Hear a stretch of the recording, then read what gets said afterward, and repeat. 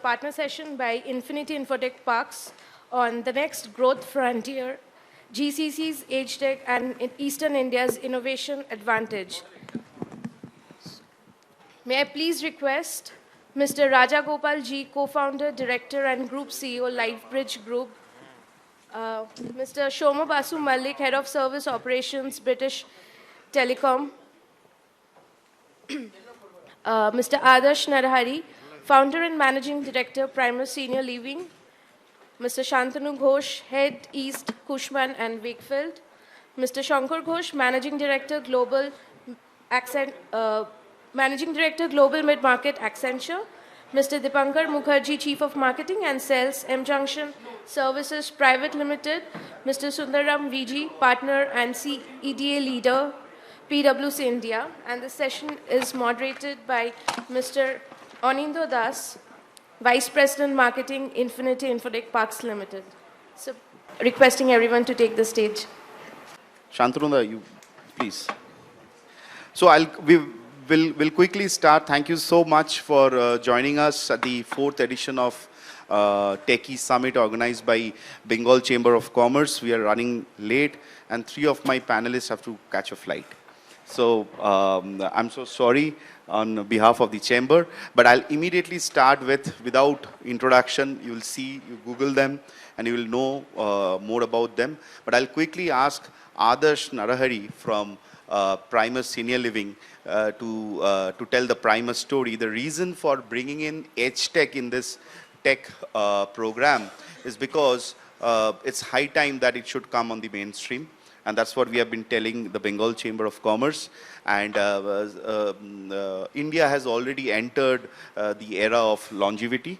And I think I have Adarsh and Raja Gopal, who will tell more about this particular vertical. But without wasting time, I request Adarsh, and there are a lot of startups and entrepreneurs over here. They're eager to know the Primus story. Over to you, Adarsh. Yeah. Thank you, guys. Thank you for having me here, and thank you to the chamber.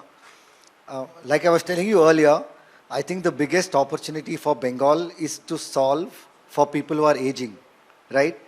Today, the next generation of Bengal is no longer in Bengal, and the older generation will refuse to leave Bengal because of the rich cultural history and legacy. That means that's an awesome opportunity for each and every one of you to solve for various things. So I run 2 companies. One is called Primus Senior Living, which is a housing solution for older adults. And another one is called Marzi, which is an age tech platform, again for the Gen Evergreen, because nobody wants to be called old, right? At the core of what we do is to actually reduce the process of aging. If you look at aging as a science, and you see how can certain people age slower than certain other people, it largely mimics, say, life in a blue zone. For example, if people are physically active, if they don't retire in the traditional sense, if they are mentally active, if they are surrounded by people, these 4 things have shown that people live long. Like, think of all the people around you who didn't retire, who still lead an active life, right? And I think we had a few panelists, we had some of our chief guests, and I always love to say, politicians, give up the last because they retire they don't retire until they die, right? So essentially, can we learn aging from those people and live long? That's what senior living is about. That's what age tech is also about. So under Primus, we create a physical environment where people can age better. So all of the principles of Blue Zone and preventive health and right nutrition, these are the 5 pillars of aging or anti-aging. That's what we do in Primus. And the other core value proposition for an older person is everybody wants the need to feel seen, heard, and belong. It's a human emotion, right? So what is the ecosystem in which we can create that? So Marzi is an app or a platform where we do offline events, we do travel, we do a bunch of other things, where people just get out of their houses and hang with their kind of people. So the main solve is that if people are with people, if they're active, if they don't retire, they will live long. So we do that through Primus and Marzi. And for those of you in this room who are looking to build businesses, think of this, right? India has 40 lakh urban upper middle class people above the age of 60 who earn more than 1 lakh a month. Today, there's nobody solving for their travel needs, lifestyle needs, shopping needs, health needs, housing needs, so much. And whatever piece of this market you can build and solve for, there's a big business to be had. Yeah, thank you. Great. And you also highlight what made you start Primus. Your grandmom motivated you, and a few days back we also heard the news of your partnership with the HDFC Capital. If you can highlight that as well. So, like a lot of businesses, mine is a accidental one. So, I'm from here, Bangalore is home for me. And our idea of success growing up was always education, like a lot of Bengalis. Because we don't, by default, we're not a business family. So my dad, although he is a first generation entrepreneur, he started very late. So I was brought up by my grandparents. And my grandmom was the eldest of 11 siblings. And all of her sisters had children in the US. So every time they used to come home, they used to be like, "Aapke liye kya hai?" But our kids are calling us to the US because there's something special called a retirement village. So she gave me this idea. She said, "Hey, why don't you do something for my sisters? Why do they need to go to the US?" So, that's when I took some time off from my work. I traveled around the world. And then we started one. And then, now accidentally it's become a business. Recently, we were lucky to partner with HDFC, where we created a very large platform to solve for senior housing around the country. Superb. A round of applause for Adarsh Narahari. Please, Adarsh, if you have to leave, you can leave. Please, please, please. He has to rush for another longevity event where he has to. No problem, no problem. Thank you so much. So I'll come quickly to Sundar, and he has to catch a flight. And Sundar, from the morning, we have been talking about GCCs, and I think it's a buzzword now which is there in the market. Yes, please come. Yeah. One important question I had for you, and I think you're the right person to talk about it. From a tech delivery center to an innovation hub, how can this transformation happen? As Bengal is also trying to pull a lot of GCC investments, how can be the focus can be from a tech delivery center to a innovation hub? Yeah. So thank you, and thanks everybody for having me here. I am with PwC, and I take care of the technology business there. And I've had the pleasure of working with a number of GCCs in the country. And prior to this, I was with AWS, Amazon Web Services, where again I had the pleasure of working with a lot of GCCs, and I've seen the evolution. I mean, back in the day, it used to be more of outsourcing, where it was pure cost arbitrage, and that was the sort of the norm on which it was operating for a while. I think it was about 7 or 8 years back, we started to see a bit of a shift, where they would move from just providing specific skills to saying, okay, we'll take care of entire applications, we will take care of entire platforms and so on. So that was one evolution. Then around the time of COVID, which required most companies to reinvent some of their applications to be more digital so that the face-to-face interaction could be minimized in the face of COVID, it resulted in a lot of these companies having to develop net new applications at very short notice. And that is when we saw a lot of that workload coming to India, because India was anyway seen as the place where we had the finest tech talent, people who could turn around applications very rapidly, extremely hardworking people, and English literate, obviously that helps. So we saw right around the time of 2021, when COVID was at peak, a lot more of net new digital application development coming into India. So that was sort of the next evolution, if you will. In the last 2 years, thanks to AI coming in, there is an incredible shift that is happening, and it is visible to all who are interacting with GCCs. So from being just cost arbitrage or application development, they are being asked, how are you going to drive innovation for us? Because now nobody wants to be telling the world that I'm running technology which is 5 years old. Forget about 10 or 15 years old. Sorry. So 3 distinct changes that we have seen with the onset of AI. One is where a lot of these companies are being asked to manage a higher degree of operations with the same number of people. This is important because earlier the growth was linear. So if you wanted to handle more workload, you hired more people. Now that curve is going to slow down a bit while the GCCs look for better margins coming out of India.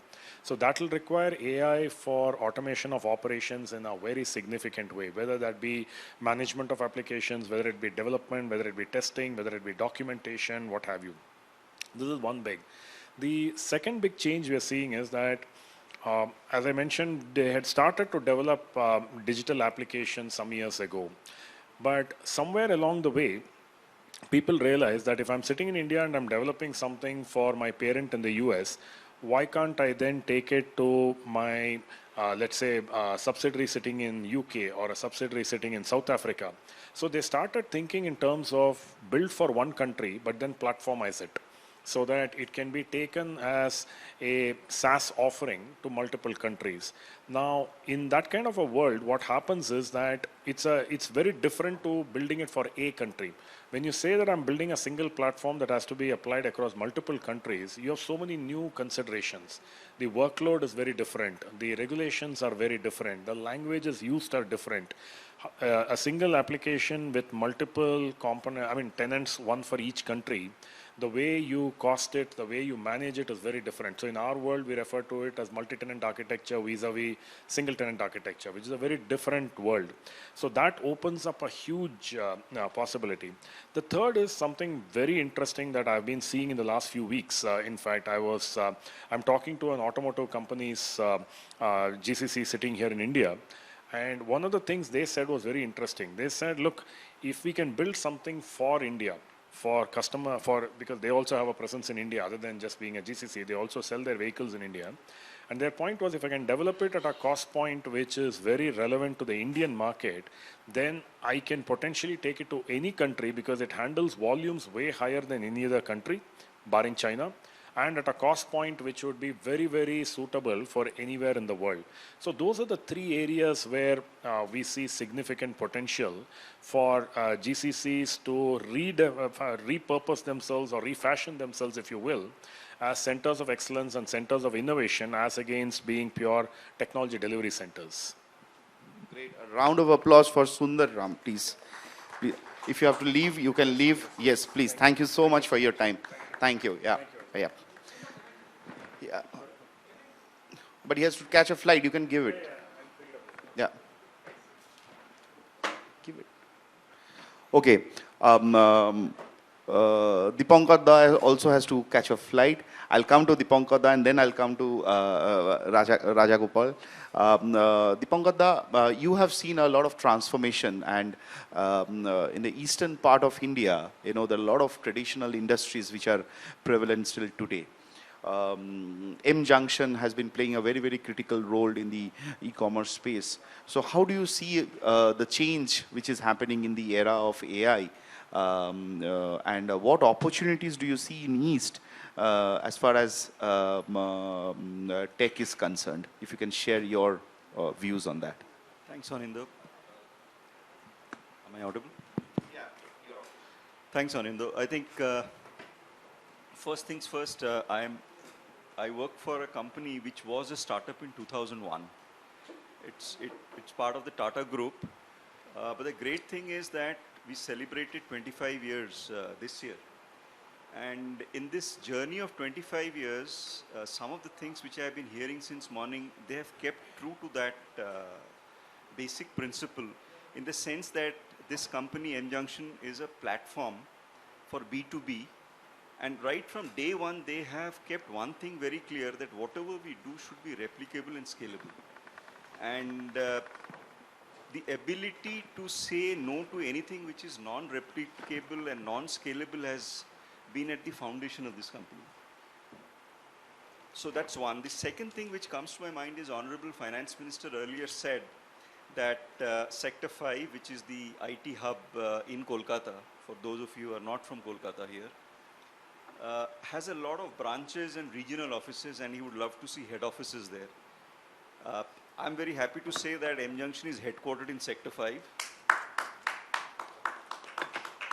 we are a 1,000+ group there, based out of Godrej Waterside, and great facilities, outstanding facilities, and we ran our own data center till a few days back, until necessity was that we, for scale purposes, we moved to a larger provider.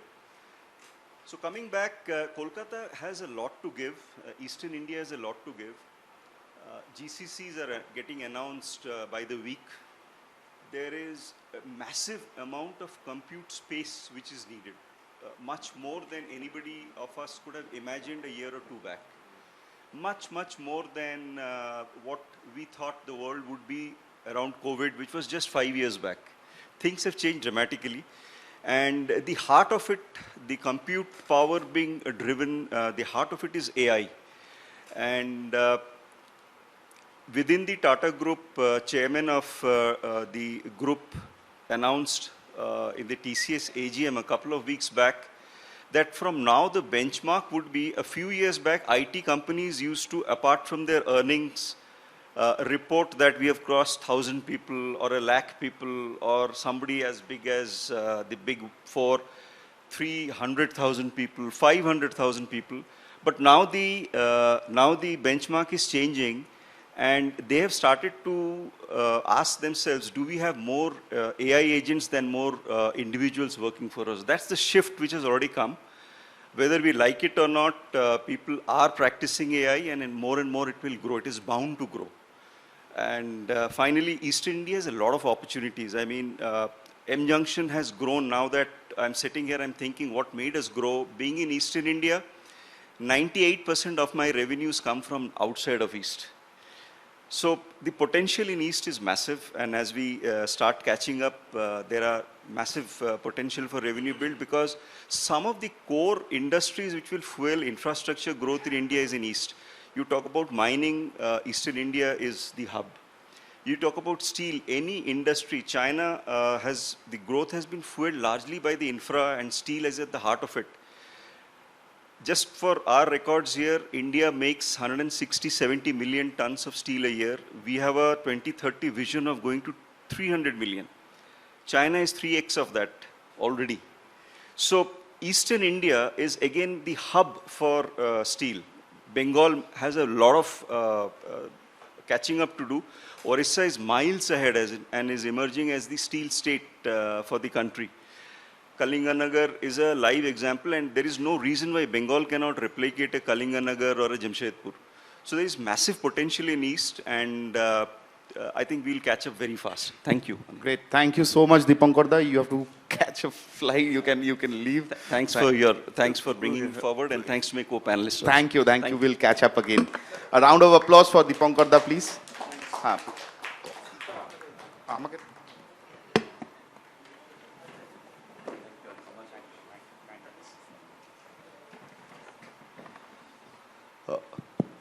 Okay.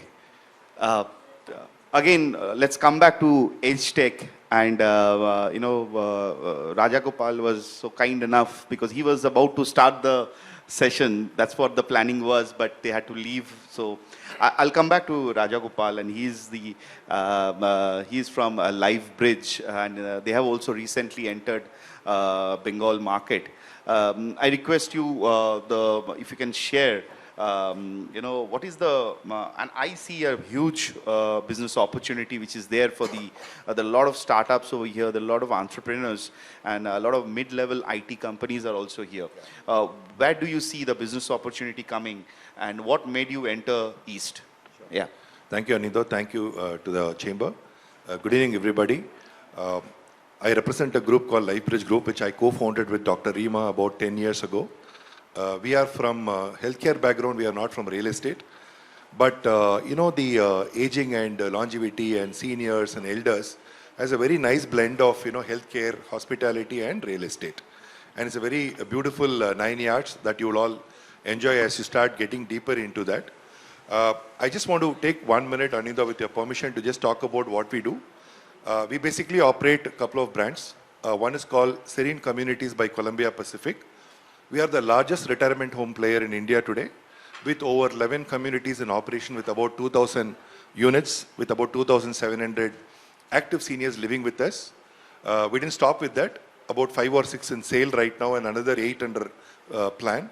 So we really enjoy, managing seniors in a retirement home and providing active life for them. That's one. We also have a brand called Kite Senior Care, which is the first brand we started, where we started providing care for elders outside the hospital.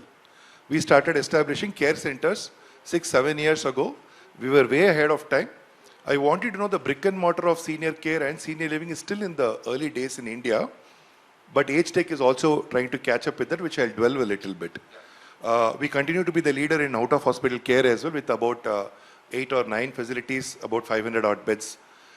We are invested by Manipal Group, which is Dr. Ranjan Pai and his family, and also from Columbia Pacific from the US Seattle, who's one of the largest providers of senior living in the United States and China as well. Dr. Ranjan Pai, of course, Manipal Hospital is one of the largest hospital chain in India today, which went public recently. In fact, about 8-9 months back, I had an opportunity to be in Kolkata and with Aninda. I think we were part of another conversation, and that's what kicked my thought processing. Now Bengal is moved ahead. It required, as Adarsh, my colleague and my friend, mentioned that, lots of seniors who live there, children are away, but elders would like to continue living in Kolkata. A good conversation with Anindo and Manipal Group in Kolkata, because I don't know whether you know, Manipal continues to be the largest hospital chain in the eastern region as well, right? Really prompted us to take the decision saying we will enter Kolkata because we continue to be serving only the southern part of India at this point in time for various reasons. So that conversation really opened my eyes to say that Kolkata is a market that needs care providers and also retirement home providers. And that's the journey that I got started about 2 months back. Just post the elections in Kolkata, we launched our care center near Shonarpur.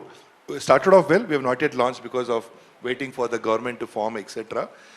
So we find Kolkata as an interesting market to be in.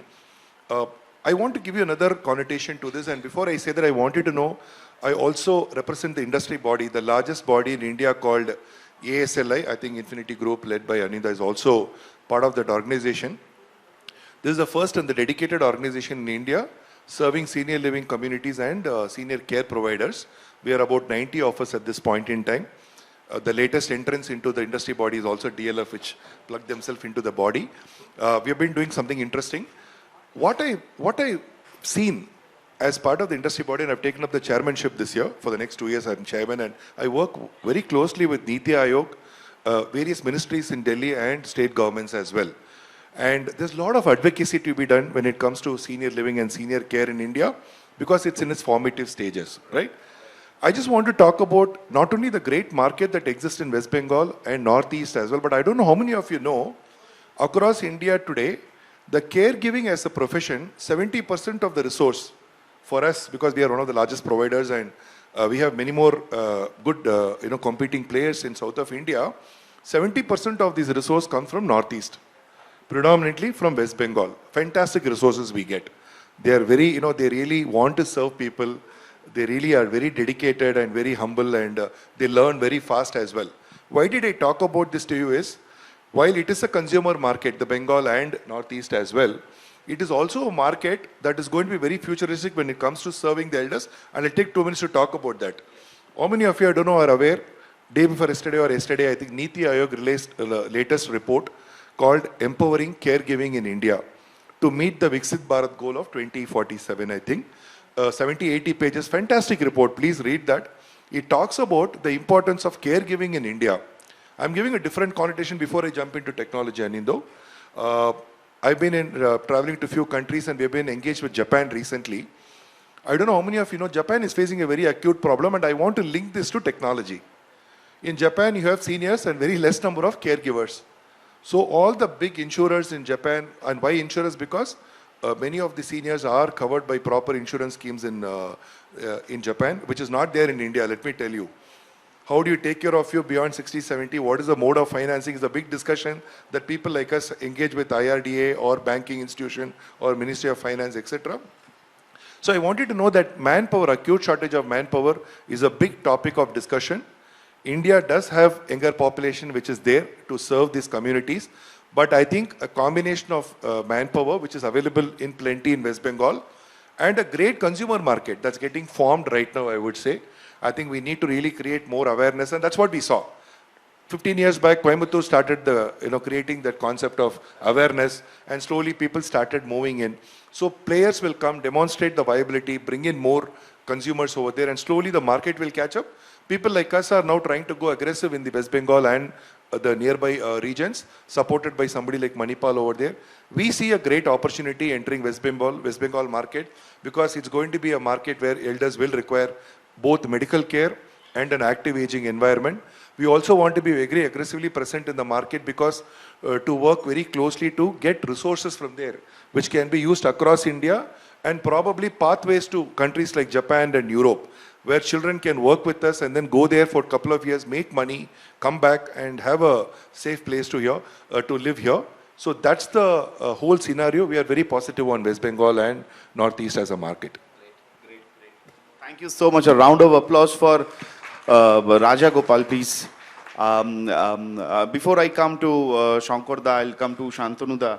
Shantanuda, if you can share the, Cushman has been helping a lot to bring in a lot of investments in eastern part of India, and you being from Kolkata, you have played an instrumental role.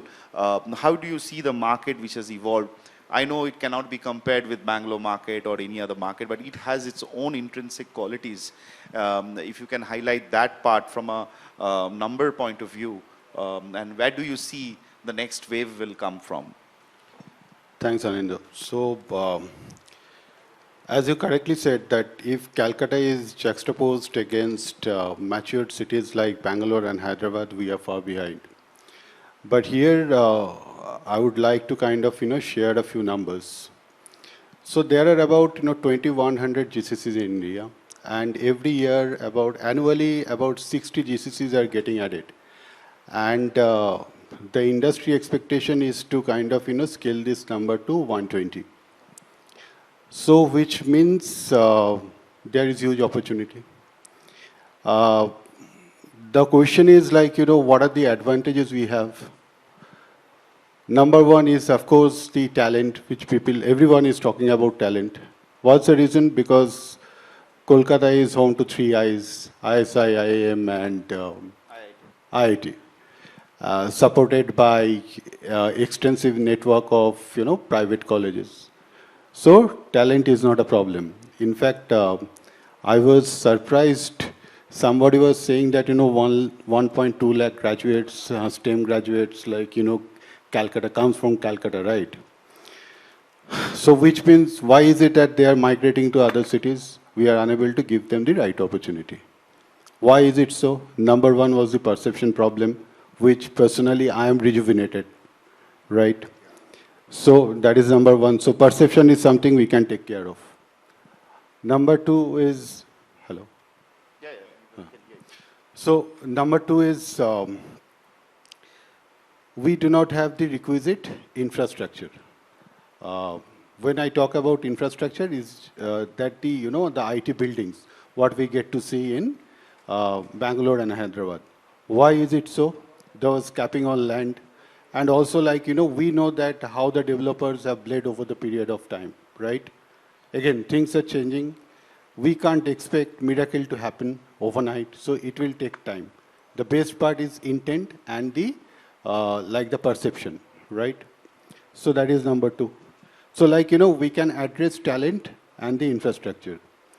Number three is like one interesting fact is like if you actually see that the number of GCCs that we are talking about every year, like mid-tier IT companies, they are kind of expanding to India.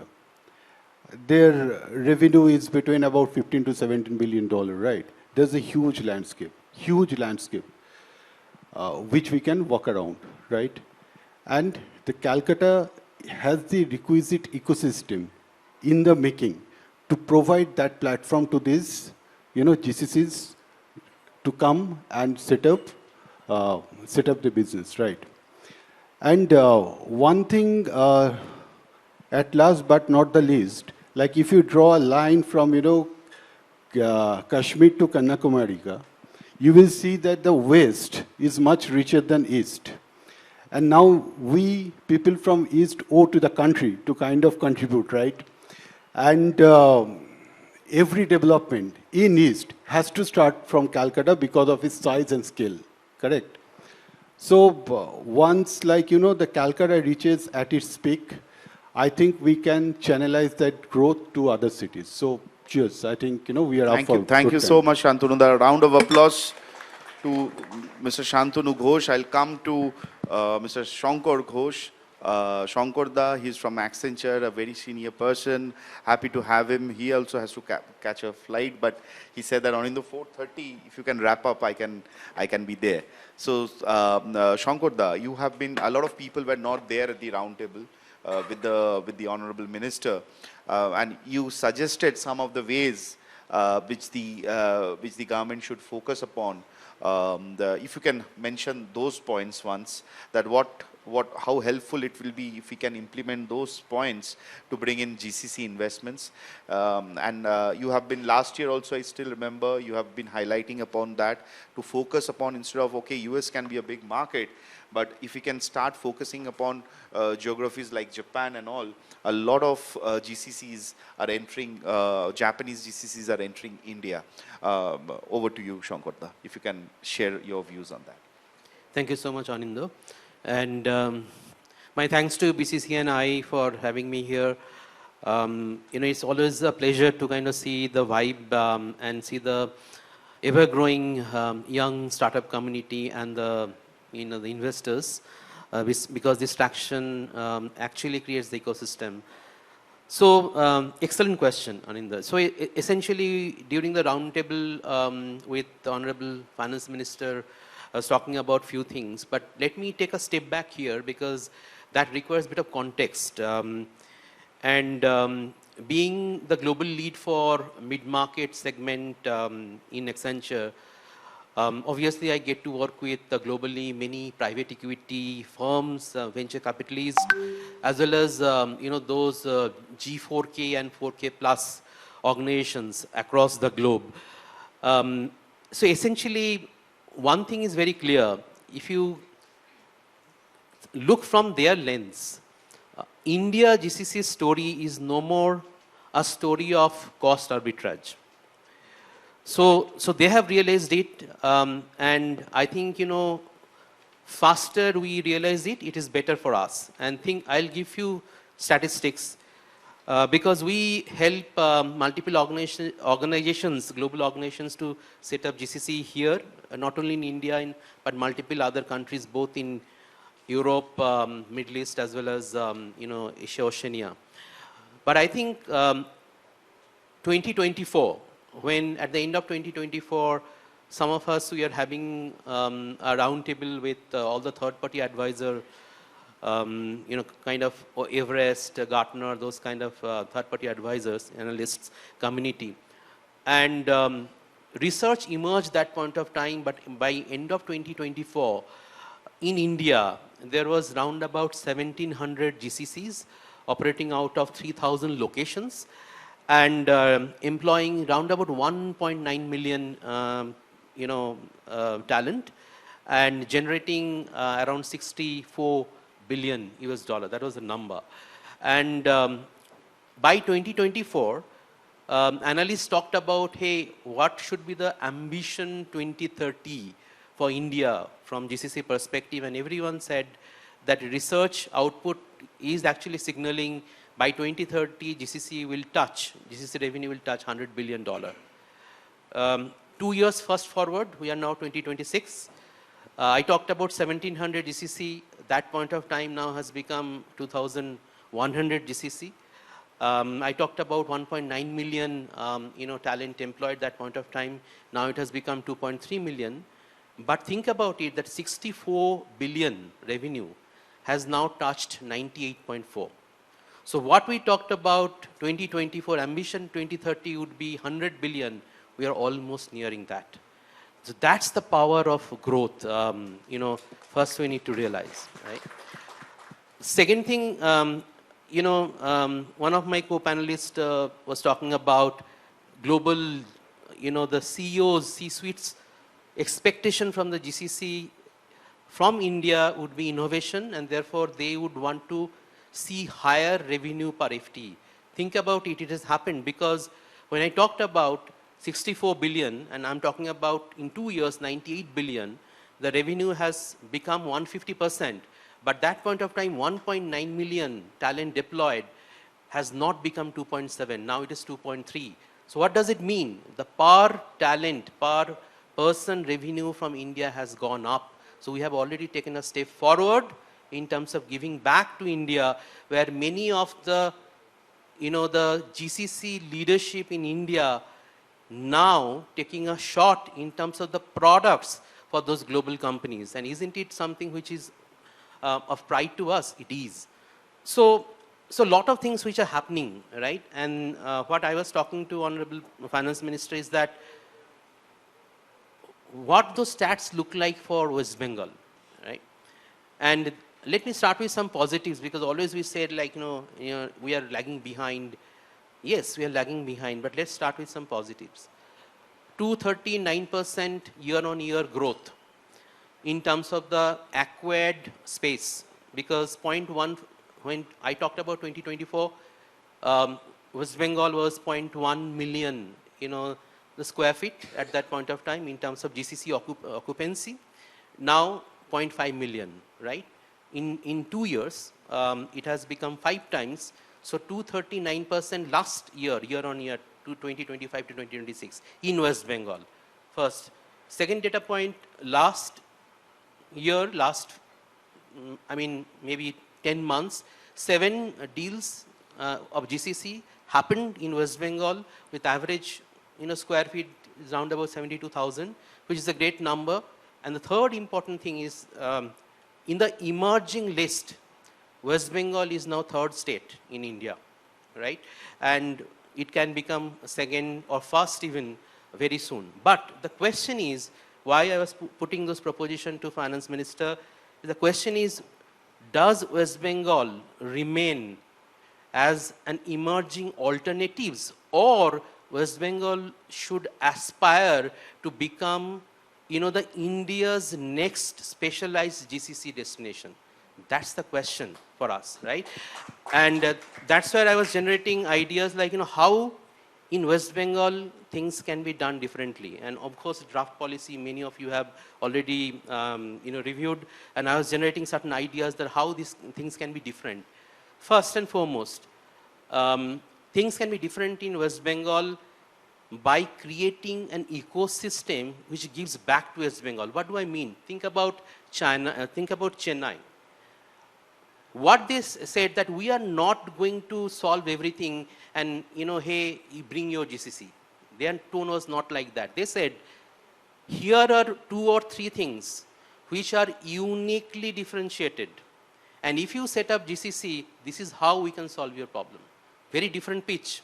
And West Bengal can create that because there are multiple things which are there in West Bengal which is not there in other states. First, West Bengal is the only state which actually, evaluates, trains, and certifies globally the Japanese-speaking, the talent. Because we have gotten, in Kolkata, we have gotten Santiniketan. There's no other state in India which has got 2. Are we taking advantage? So far, not. Can we? Yes. Second thing is, I was telling also Honorable Finance Minister that, we should do something which Hyderabad or Bangalore, I'm sorry to kind of talk about being in Bangalore, but which Bangalore and Hyderabad cannot do. What is like that? In Bangalore and Hyderabad, the attrition is 18-19%. In Kolkata, it is 9-10%. And it actually adds to the operating profit to any company, because talent attrition means more cost, right? So essentially, there are multiple things I can go on, but I would want to say 3 things of what West Bengal can do differently. West Bengal can think about creating, along with the excellent, the academia and industry, think about, can we create a GCC innovation lab? Can we create semiconductor design lab? Can we create AI computing from the applied sciences perspective, not the AI lab I'm talking about. can we create an AI policy as part of the GCC policy? So a lot of things which we can do differently in West Bengal, that is something which we wanted to do. And I would end my, this statement with one thing, saying that if we want to become, or rather the next growth frontier with respect to GCC would not belong to those states in India which are actually trying to copy the yesterday's success. It will belong to those states which would actually aspire to solve tomorrow's human problem and solve it for the entire globe. Thank you so much. A round of applause for Shankoda. Thank you so much. It's always a pleasure to have you in the panel. Rajagopal, you want to add on the age tech part of it? I think you missed that part. No, I didn't. So thanks. I think you were talking about, this session is all about creating opportunities in West Bengal, technology, GCCs, etc. One interesting thing I want to comment here. Technology is going to play a very, I'm not talking about AI specifically. AI is going to play a very important role. Technology is going to play a very important role in caring for elderly. And I'm not telling you because, I'm predicting this sitting here. I'm seeing this happening in many of the developed countries. My visit to China, my visit to Japan has opened eyes. I wanted to know many of the large organizations, whether it is insurers or care providers, they've invested in setting up aged care research labs. Phenomenal research happens over there. I can give you many examples. I think there's an opportunity. I've been thinking that there is an opportunity for a GCC in age tech in India, and probably Bengal could lead that. And that is something we have, as a group, have been thinking. I wanted to know that, the deficiency in providing care by physical people is going to be very high. So how do you, I'll give you one example. Why Japanese companies are coming to West Bengal and setting up your Japan training centers, etc. is because they want people there. So to reduce people, because of the reduced people, what they are doing there is one regulation which says in an assisted living facility, every senior, mind it in Japan, when somebody is ill and they have to be taken care, the government mandates that every 2 hours somebody has to check in on them. Now imagine if you have a 70-bedded center, how many people you need to keep going every 2 hours logging and then creating that evidence saying I've done this, right? They simply turned it around with the technology. The technology again had certain AI built into it, but is a sheet under your bed where they have a central monitor. Now what 20 people used to do is done by 2 people now, because they've convinced the government that if they're lying down, so there are 3 stages. Either a person is lying down on the bed and sleeping, which is green, but lying down not sleeping is orange, not in the bed is gray. So anybody not in the bed, within a minute or two, somebody goes to their room. So I'm saying, but they're creating robots which can be companion to the seniors. They have research groups today in Japan and China who are focusing only on how do you bring technology to help elderly. So I see that as a great opportunity for India, specifically for West Bengal, because you have a great technology talent in West Bengal. We see that. Lots of people have done phenomenally well in Indian tech companies or abroad are also from West Bengal. You have a great healthcare talent that's there. I personally know that. I can vouch for the kind of healthcare talent that you have over there. So I think, considering this, I think we should have a GCC in age tech also. Many people here, I would strongly encourage you to look at investing into age tech. For age tech as a segment, look at innovative products. I see a great opportunity in India, which as Mr. Ghosh said, can be exported out of India as well. So it's like make in India for the world. I think there is a big opportunity.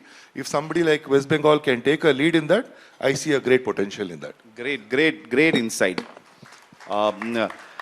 I think we have got 3-4 minutes left, and I have my friend Shomo and from BT, and BT has done it. And wherever we go, we try to showcase BT, and he has been played an instrumental role. And today, I think around 5,000 people are there. There is GCC in Bengal, in Kolkata, and how BT has done it, and what is the commitment of BT towards Kolkata? If you can hear it, let's hear it from Shomo. Thank you. I'll try and be on the clock. Not easy. Well, BT started its journey in India back in 1995 when it set up an office in New Delhi. It was a customer relationships office. Before that, BT partnered with Mahindra British Telecom, and we know Tech Mahindra as an organization today. BT also partnered with the likes of HCL. BT partnered with Infosys. So during the period when internet was growing, during the period that computing became successful, during that period, BT as a telco had the capital to make it big elsewhere, and it did try to invest in India. There were regulations at that time which didn't allow BT to achieve its ambition. So it gave up on that and eventually moved on to leveraging what we called as business process outsourcing. However, very similar to the GCC story that we talk about these days.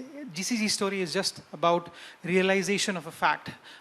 We as human beings are all the same. I personally believe anybody can be trained on anything. If anybody in this room decides to become Einstein, you can do it. You'll have to work 16 hours a day for the next 30 years, which you won't be able to. So everything, every success is hard work. But it all comes from realization. So the company had a realization as well that it was probably going to lag if it only did what others were doing. And in 2013, it decided that with its global unit, it would like to set up what we today call as GCC in India. We had a unit in 2013, which was established in Gurgaon. We had our engineering division, engineering and IT, which supports our internal users based out of Bangalore. And in 2014, Calcutta happened. As I say, everybody is the same. Every professional is the same. Our thought processes, our emotions are the same. Nobody is different. So we had the same challenges that you would have had when you started up. We had the same challenges that Gurgaon would have had when they started up. But what came into our favor were a few things. As multiple people have talked about, Bengal is rich in terms of culture. Bengal is rich in terms of its intellectual capital. And that's what we could significantly, I would say, leverage upon. When you establish a new business, you are looking at cost. You're looking at capex, which is your investment to set up shop. And the investment to set up shop in Kolkata, any point in time, is 30 to 40% cheaper than all the other key cities in India, even today. If you talk about the cost of labor, it again is cheaper, but I don't talk about that part of the arbitrage, because if you have to grow an organization, you'll have to pick up people with higher skills, and the cost arbitrage of per employee cost will reduce. So we had to overcome that. When we used to hire people used to come and tell me, I'm more than happy to get to Calcutta. You're an amazing company, but what about my career? So I used to ask them, what do you mean? Do you mean that what happens if you choose to go to another company? They said exactly that, because you don't have other partners there. So we had to overcome all those challenges, and the only way we could do that is by ensuring that we create a culture that allows people to learn and grow with the organization. So there was a bit of an effort on our side. But coming back to the merits of Kolkata, you have a very open-minded population. If you read history, you don't need to read just as I speak, you can just do a chat GPT and get your own answers, right? Amazing. We have moved from a world wherein we serve and we need somebody to create an organization, to create a world wherein you think of an idea and here it is. You know, the framework is ready. So we live in amazing times, provided we know how to utilize it. That's the big problem. But coming back to Kolkata, again, the leverage is there in terms of people, in terms of their culture, in terms of their open-mindedness. And the other factor is that people are ambitious and they are very ingrained into their jobs, which is why you develop a lot of expertise. So my journey was not just about setting up the global center in Kolkata. Within 2 years, I could do things which were not done by anybody else, such as use the workforce, engage them to do more and add more value, thereby remodeling the operating model, reimagining the way we delivered service, and transform the center into a center of choice within 30 months, wherein we topped all of globe. We were ramping down centers in the US. Brazil was totally ramped down. South Africa was totally ramped down. And only cost arbitrage would not have allowed us to be that successful. So there is merit in the people. There are institutions. You just have to be there and try it out. So they're no different from you. They are very much like you. And success lies in the direction that we take, the decision that we make. It was that one decision taken back in 2012-13 that a GCC model is probably possible. Without calling it a GCC back then, it became an immense success. Today we are riding on that. And while there is AI transforming, while there's a lot of uncertainty, because you know, if you think of something very basic, if you have to take a calculator and do a 15 plus 15, it's a very simple calculation, but you make an LLM do it, it'll do 70 billion parameters of parsing and produce the same outcome, right? So it's all about understanding and realization is what I keep saying. So I'll not say anything else but the fact that please be there. Please explore. You have able people, able leaders, very collaborative, very down to earth, but very ingrained, very passionate, who will do for you whatever you want them to deliver. Yeah. On that note, thank you very much, and we look forward to having you there. Thank you so much, Shomo. It was too good. I'll end the session, but quickly, I have got two people from the audience who will just take half a minute, and then we can start the next session. I want Bodhisattva Banerjee. You know, he is the first, he's 15 years or 10 years back, he got the first GCC in Bengal, when that point of time nobody knew about it. Quickly, if you can tell me the Bassetti story and what made you bring, and what is your plan, which you were speaking to the in the round table, Bodhisattva. You're taking away content from him. He's a speaker for the next I think this is a story for my next I was not aware, but still he can be, he's a good friend of So mine. I can quickly say three things about why Calcutta is far better off than any other place in the world as of now. One, where would you get real estate in Sector 5 is 10,000 rupees a square feet, if I'm not wrong. Dalhousie real estate is 25,000 rupees square feet, commercial. Bombay World is 1,30,000, 13 times. So real estate cost is 13 times lesser in Calcutta, so you get the same office at 13 times less. That's one. Number two, average salary of a fresher in Calcutta would be 21,000. Same in Bombay is 32,000. Pune, 27,000. Bangalore, 35,000. So again, 40% saving in basic down, pyramid level, low level thing. Number three, a guy from Sector 5 traveling to Goria, which is other part of the city, at the max 1 hour. On a very bad Chingrihata jam day will be 1 hour 10 minutes. Bangalore, the best ever is 1.5 hours, wherever you go from here and there. So a guy, if he's about 2 hours a day, if he's saving, so 10 hours a day he saves a week, 40 hours, so 40 hours, so it's basically 1 extra week he gets with his family. So three things why Calcutta is said to be the next GCC, in very easy terms. I'm not getting into all the details. Bassetti's story will come later on. Thank you, Bodhi. And the last person, and every year he has been doing this. I cannot leave Kollanda. He has to sum up my panel discussion. Kollanda, to you. And you must highlight about the Resolve AI part of it also. Thank you. I think, Anindya, you are stealing all my thunders, but nevertheless, we're running out of time. I'll quickly introduce. So, I'm a big Kolkata fan for the last 25, 26 years that I'm doing business in the IT industry.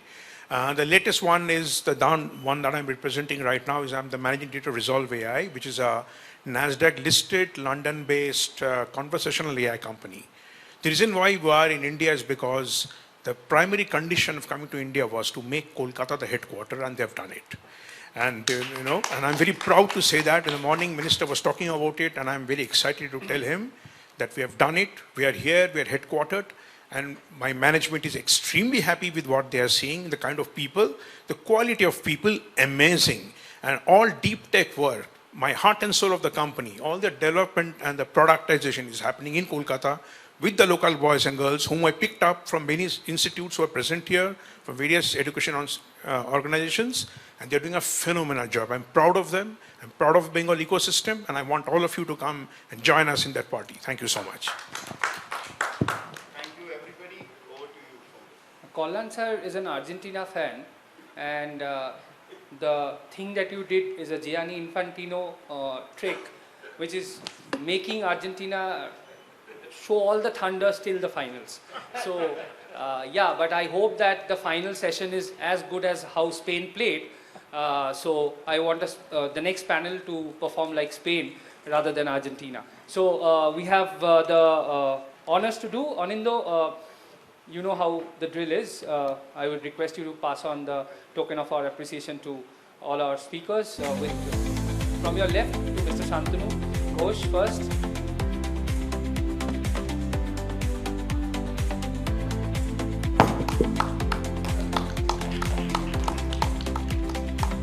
So basically every session, if you are noticing carefully, there's a mic drop.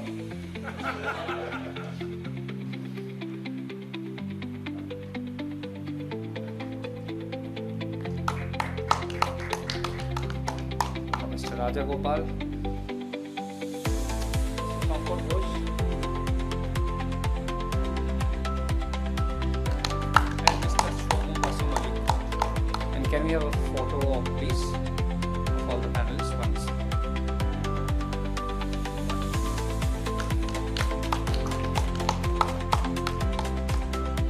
Okay, I don't have a photograph in the stage, so I'll take one.